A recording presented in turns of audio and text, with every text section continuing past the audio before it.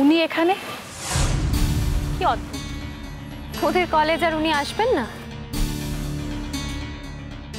না, এতদিন দেখিনি তাই বলছি। ওপর এতদিন দেখিসনি তার মানে তো এটা নয় যে আর কোনোদিনই দেখবি না।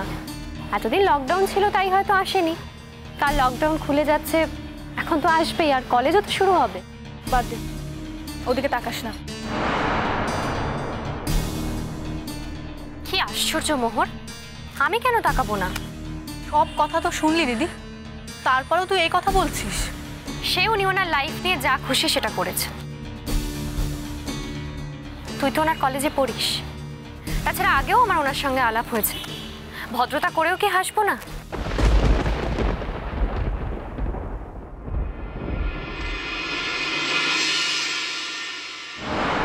কেমন আছেন?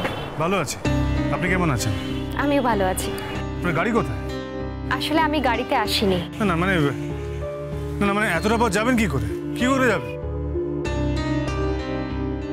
দেখি হেঁটেই চলে যাব, খুব বেশি তো দূর নয়, আর রাস্তায় যদি অটো পেয়ে যাই তাহলে তো। কি বলছেন আপনি? এই সময় আপনি অটো করে বাড়ি যাবেন? আপনার মাথা খারাপ হয়ে গেছে? দেখুন, সেটা করা ঠিক হবে না। চারপাশে যা চলছে আপনি তো বুঝতেই পারছেন। তাতে একটা কাজ করুন, আপনি আমার গাড়িতে উঠে পড়ুন, আমি আপনাকে পৌঁছে দিয়ে আসছি।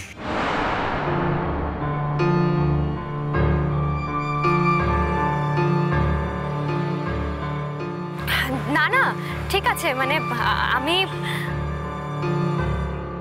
দিদি, তুই নিশ্চয়ই ওনার ভরসায় এখানে আসিসনি, তাহলে নিশ্চয়ই ওনার ভরসায় যাওয়ারও কথা নয়। তোকে তো আমি বারণই করেছিলাম, তুই তো শুনলি না। এবার আর কি করবি?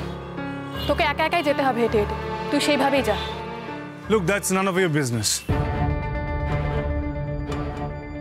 আমি তোমাকে গাড়িতে উঠতে বলিনি, আমি তোমার দিদিকে গাড়িতে উঠতে বলেছি। তুমি আর তোমার দিদি নিশ্চয়ই এক না। তোমার দিদির যদি উঠতে আপত্তি না থাকে তাহলে তোমার কি আপত্তি? তুমি কি সবাইকে ট্রাম ডিক্টেট করতে চাও নাকি? আমি এই প্রসঙ্গে আপনার সঙ্গে কোনো কথা বলতে চাই না।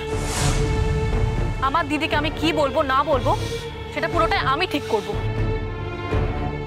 নো, কখনো না।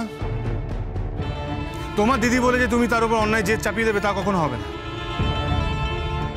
শুনুন, আপনি আসুন আমার গাড়িতে।